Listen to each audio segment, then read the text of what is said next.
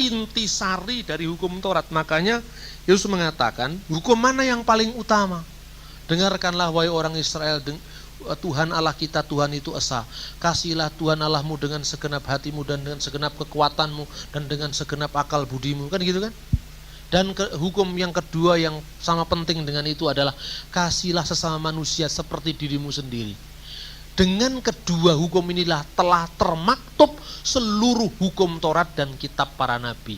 Jadi bukan hukumnya secara letterlek sebagai hukum positif kalau dalam istilah hukumnya, tetapi jiwa dari hukum itu normanya.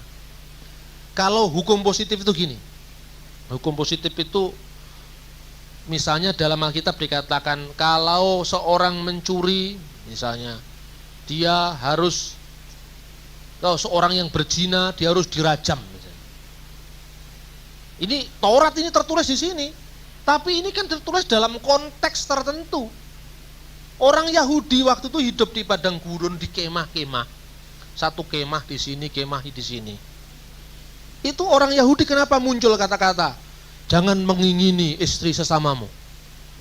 Itu kalau orang-orang lain pada tidur, dia sudah mulai begini-begini. Ini di kemah, di padang pasir, nyelonong aja masuk ke tendanya orang. Dalam situasi masyarakat nomaden seperti ini, kalau hukumnya tidak keras, tidak mungkin jalan. Jadi hukum tentang orang yang berzina harus dirajam, itu lahir dalam konteks hukum padang pasir yang memang keras.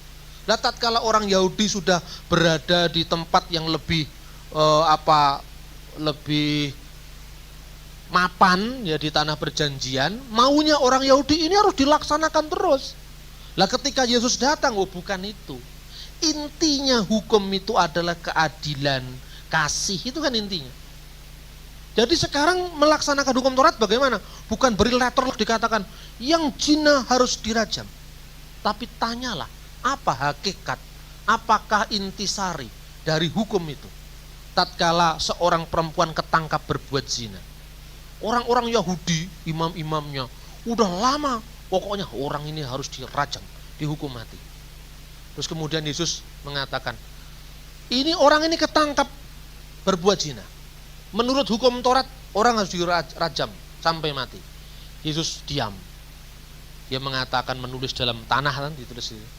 Siapa yang kedapatan tidak pernah berbuat zina, silakan melempar batu pertama. Tidak ada yang berani. Kenapa tidak berani? Karena pikiran orang yang menuduh tadi juga ngeres. Iya enggak? Makanya sekarang diskusi tentang pornografi itu banyak yang terlibat.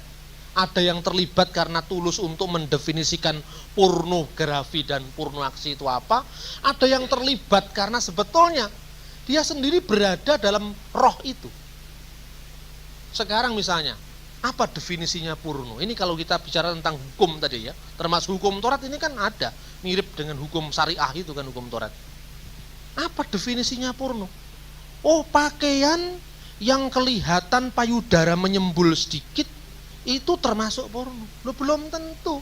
Patongkan dada itu telanjang bulat, tidak telanjang dada bulat. Tidak ada orang Jawa zaman Singasari yang berpikiran ngeres.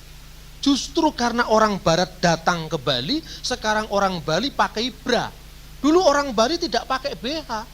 Lo Anda lihat di Banjar, Kasiman, di beberapa tempat teman saya cerita, tahun 80-an Pak. Di sini orang Bali mandi bareng laki-laki perempuan. Itu masih ada. Begitu zaman turisme, orang Barat memperkenalkan ini pakaian-pakaian itu, orang Bali sekarang malu untuk telanjang kelihatan payudaranya. Zaman dulu itu bukan ngeres.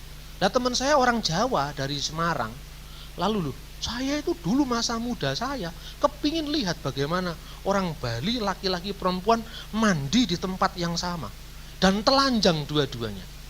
Loh, terus Pak, saya lihat Pak, tapi aku nggak wani adus. Loh, kenapa nggak wani adus? Iki ono gangguan nih, nyetrum saya. Loh, tapi bagi orang Balinya nggak nyetrum. Loh, ini kan persoalan. Berarti parameternya yang terbuka itu apa? Porno itu apa dulu? Yang dirasakan orang Bali. Setiap hari mereka mandi bareng, nggak ada apa-apa, nggak ada perkosaan. Tapi bagi si Jawa ini budayanya lain. Ngeres dulu dia pikirnya. Wah, kok tak ndelok ya apa ya wong mandi bareng lanang wedok. Dia turun, begitu wis aduh Pak katanya. Wis enggak wani aku. Apa? Terganggu ngalih dia. Pergi sendiri loh, itu kan tergantung apa parameternya apa sekarang. Lah, mungkin ahli Taurat itu juga seperti itu. Kalau hukum ditetapkan pada produknya, jadi hukum positifnya tidak mungkin itu dilaksanakan.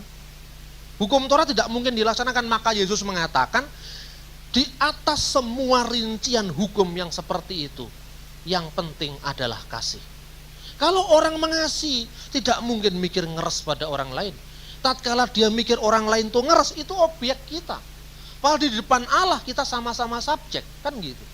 Bagi orang Bali, tatkala melihat patung Saraswati dengan payudara yang besar, itu adalah ibu kehidupan. Dan itu bukan pikiran pornonya orang Arab. Karena orang Arab itu tegangan tinggi. Dan ini tidak bisa dijadikan ukuran untuk budaya lain. Jadi orang Arab itu sedikit saja sudah tegangan.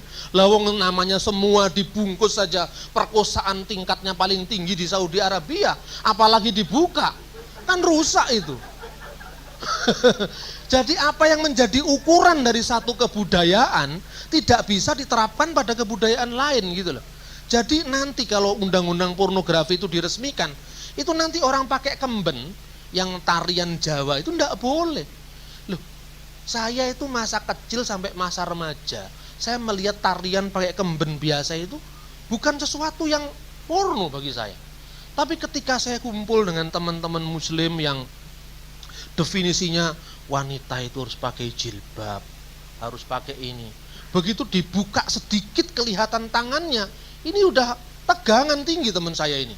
Loh, saya mikir, kamu enggak pernah lihat tarian Bedoyo Anglir Mendung di di Solo? Enggak tahu Pak. Waduh, lek prejengane koyo awakmu ki rusak negara iki. Karena apa? Awakmu tegangan tinggi, itu kan faktor makanan. Karena orang Arab makanannya kambing terus, kurang sayuran bisa juga.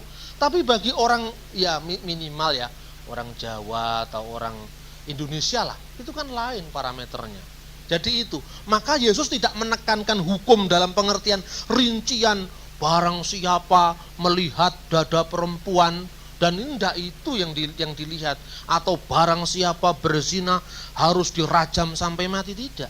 Yang dikatakan Yesus adalah hukum itu puncaknya adalah cinta kasih. Di atas hukum positif apapun cocok dengan kebudayaanmu masing-masing, tapi di atas semuanya itu kasih menjadi norma. Itu yang ditekankan Yesus. Makanya bagi orang Kristen mungkin ada hukuman penjara. Kalau untuk konteks masyarakat Arab begini, konteks masyarakat Jawa begini, konteks masyarakat Meksiko begini, silakan sesuai dengan konteksnya masing-masing, karena budaya itu ya memang seperti itu. Gitu loh saudara-saudara.